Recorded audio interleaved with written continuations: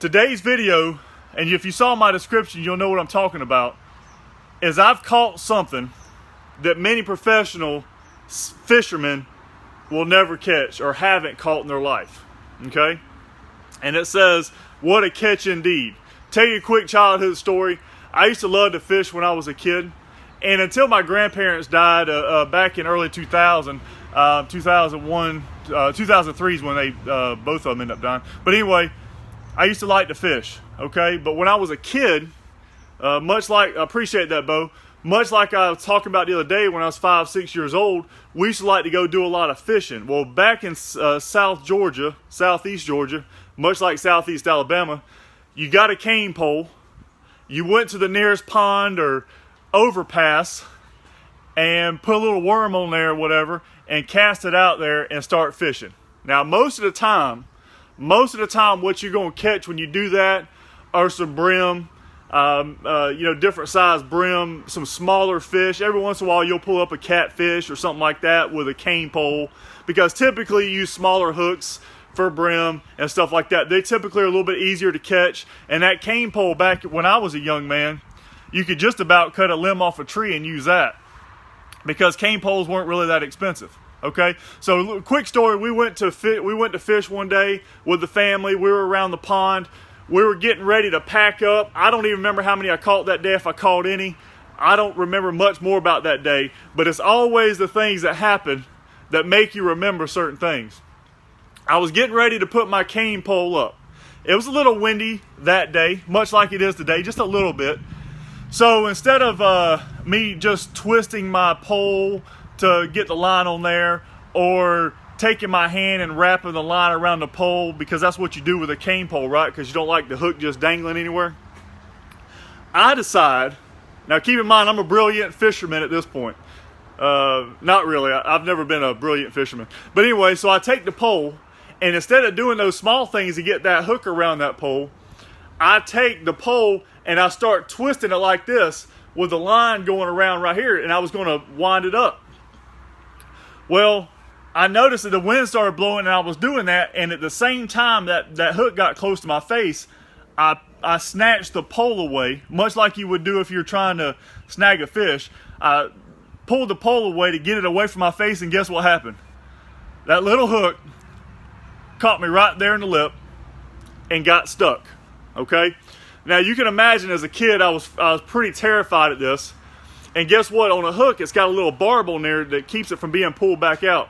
So, needless to say, we couldn't get that hook. They couldn't get that hook out of my mouth there at the pond. So we had to go to the hospital. Go in the hospital. They put a little bit of numbing stuff on there and clipped a piece of skin, and it was out in like 30 seconds. Okay. Now, of course, I was probably crying and things like that, and it probably hurt a little bit. And I don't know if anybody else has done that when they've been fishing, maybe hooked themselves. But you have to have some talent to hook yourself in the mouth. Okay, I'm just going to tell you. You got to be talented. Now, of course, that didn't push me into a professional fishing career by any means. As a matter of fact, I can't remember the last time I went fishing. Actually, I can. I went to a deep sea fishing thing with a dealership one time. But anyway, so there was something there that I can guarantee you I never did again. I never tried to curl my line up on my pole ever again, okay? So where am I going with this? Because you know I have analogies. All right, the first thing is, on this particular subject, sorry, I had a call. I never twisted a line again, and especially not let it get close to my face, okay? So that's something. My point is on that is make sure that you're learning from instances like that. Because I know oftentimes we're coming up, the parents, or we'll say it to our kids, don't do that, you're going to get hurt, okay? Then they do it anyway, and I know you do, Donnie. You just don't ever catch yourself, do you? You tell your kids not to do something, they do it anyway, after you told them not to, and they get hurt, and you said, I told you so. But what happens?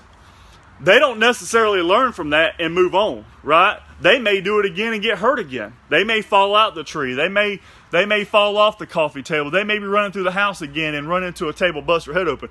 So what you have to do is you have to take certain circumstances and take and learn from them. Because I'll tell you, having a hook in the lip, I've seen people get hooks in worse places, but having a small hook in the lip is all it took for me to learn from that situation.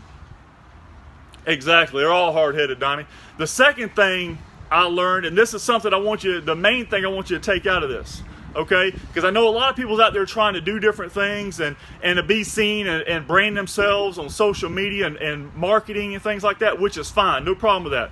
But you don't always know, much like I caught myself. What's up, Chris? Much like I caught myself, you don't always know what you're going to catch, okay? Because whatever you catch may not be what you're actually fishing for, okay? So you have to be prepared, because oftentimes you go fishing, you may throw some bait out there thinking you're going to catch a brim and end up catching a catfish or a bass or something like that. So a lot of times, even though what you're doing isn't reaching, and I hope y'all put this together, what you may be doing in marketing and video and social media may not be reaching the intended market that you think it should reach, right? You may be reaching somebody else. You may be reaching some other potential customers. You may be reaching some other potential employers or business opportunities that you had no idea was going to happen. Do you understand?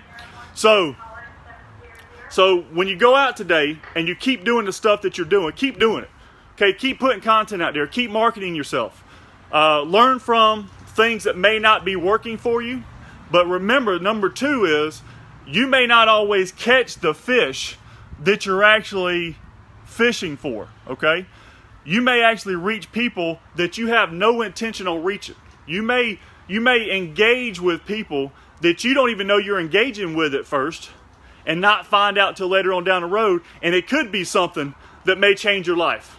All right? Hope everybody has a great day today. Got to shoot a commercial this morning, so I'm having to cut this one short. But I hope you got something out of that analogy that I just put out.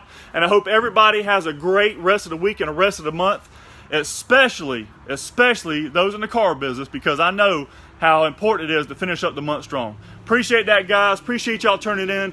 Y'all like, share, comment, whatever. I'll get back to you here in a few minutes. The Fist Pump Guy, selling cars the right way, because it's the only way I know. Follow the Fist Pump Enterprise.